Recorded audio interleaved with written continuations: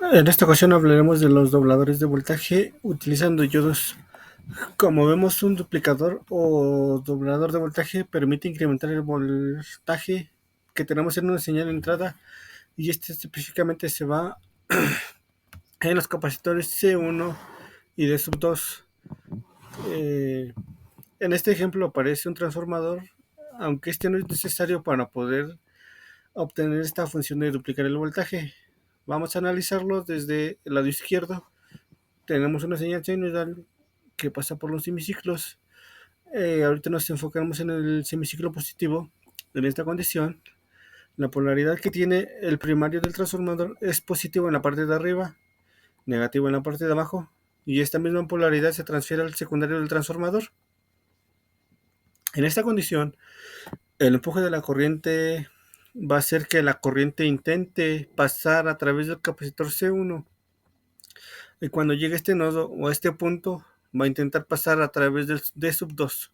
Sin embargo, esa circulación de corriente solamente se va a producir en caso de que los diodos queden en polarización directa. Vamos a asumir que en este caso el diodo D sub no y el diodo D sub 2 son diodos ideales.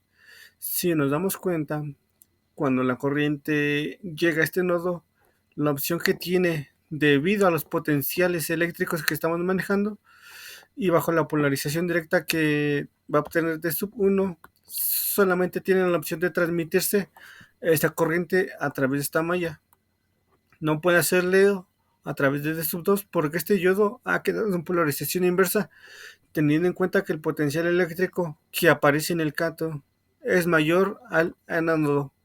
Y podemos pensar cómo se logra esto. Si se logra en esta terminal, corresponde a la misma que tenemos aquí en el cátodo. En este potencial eléctrico negativo sabemos que esta terminal es negativa respecto a esta, pero esta terminal respecto a esta posee un potencial eléctrico más alto, y por lo tanto el diodo D sub 2 queda en polarización inversa, de tal manera que la corriente no puede circular a través de, y por consecuencia no se puede pasar al capacitor.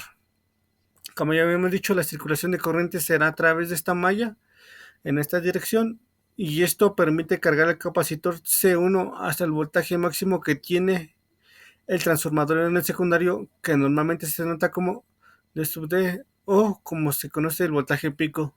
Recordamos, esta polaridad de C1 es la que se utilizará para localizar el segundo semiciclo, o conocido como ciclo negativo.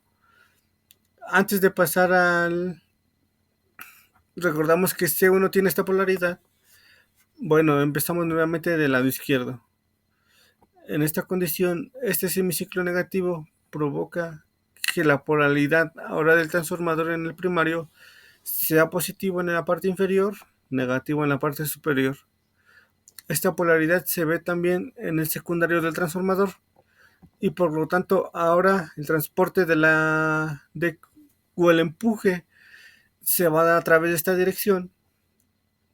Cuando la corriente llega a este nodo, tiene dos opciones: ir hacia D sub 1 o intentar cargar al capacitor C2. Sin embargo, D sub 1 queda en polarización inversa, por lo tanto la corriente no puede circular a través de él. La opción que le queda es ir a través de C2. Sin embargo, para que pueda circular corriente a través de este capacitor, después de cargarlo, el diodo D sub 2 debe de quedar en polarización directa. Esto se logra porque el potencial eléctrico que tenemos en el ánodo de sub 2 es más alto ahora que el del cátodo de su otra terminal. ¿Por qué?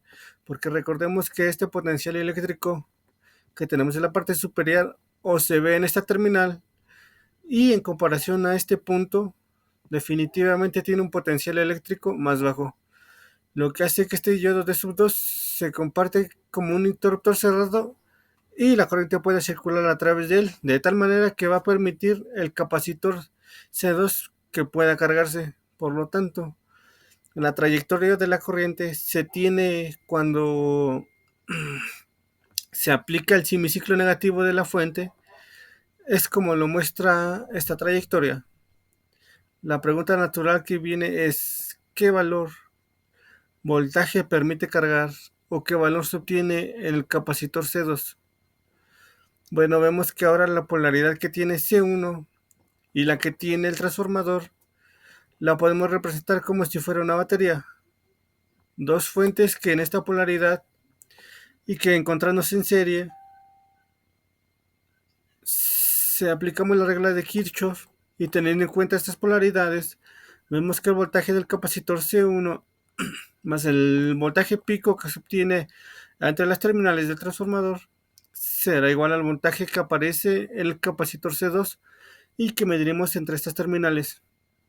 Pero si tenemos en cuenta que el capacitor C1 durante el ciclo anterior, que fue el semiciclo positivo, que cargó también el voltaje pico del transformador, podemos sustituirlo en esta expresión como B sub P, de tal manera que ahora esta expresión se transforma en esto, lo que nos dice que el voltaje en el capacitor C2 será igual a la suma de los dos voltajes picos, tanto originados como el capacitor C1, como el que se tiene en el secundario del transformador.